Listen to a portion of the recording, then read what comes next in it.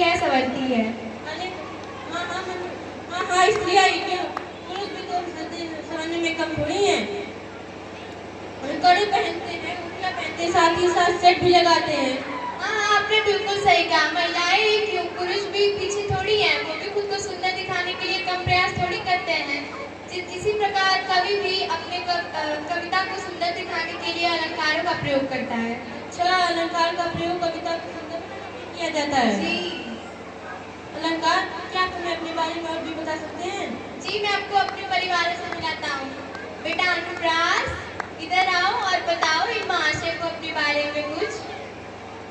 चंदू के चाचा ने चंदू के चाची को चांदनी रात में चांदी के चम्मच से चटनी चटाई।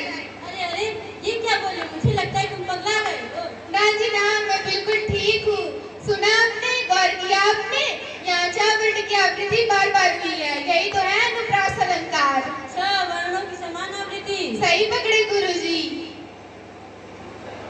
रघुपति राघव राजा राम, पतित पावन सीताराम। सुना आपने, गौर किया आपने? यहाँ वर्ण की आवृत्ति बार बार हुई है। यही तो है अनुप्रास अलंकार। अच्छा, यही है अनुप्रास अलंकार। अरे मन ने तो कोई पूछे ही ना है। मैं हूँ यमक अलंकार। जहाँ शब्द बार बार आवे और उसका अर्थ अलग होवे, वहाँ यमक अलंकार होवे है। जैसे तीन बेर खाती है, तीन बेर खाती है। यहाँ बेर शब्द दो बार आया है और इस एक बेर का मतलब होता है फल और दूसरी बेर का मतलब होता है समय। अच्छा, यही है यमक अलंकार।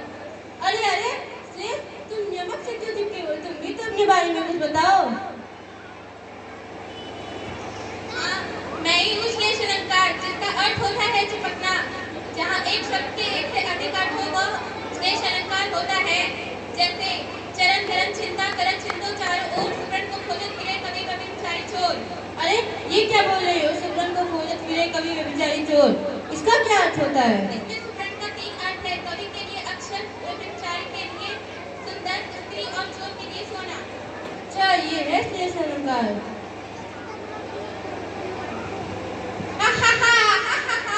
मैं बहुत बदमानी हूँ। मैं अपनी उंगली में पूरी पृथ्वी को उठा सकता हूँ।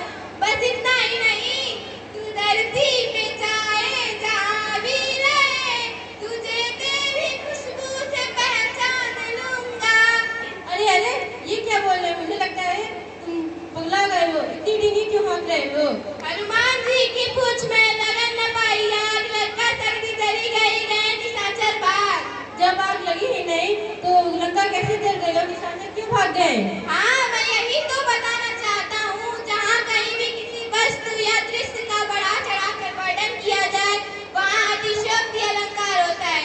अच्छा, यही है अतिशयोक्ति अलंकार। अरे भाई रुको रुको रुको, मैं भी तो अपने विषय में कुछ बता दूँ। तुम कौन हो? तुम भी तो हमें अपने बारे में बताओ। मैं हूँ मानवीकरण अलंकार। जहाँ प्राकृतिक तत्व का मानवीय रूप में वर्णन किया जाए, वहाँ मानवीकरण अलंकार होता है।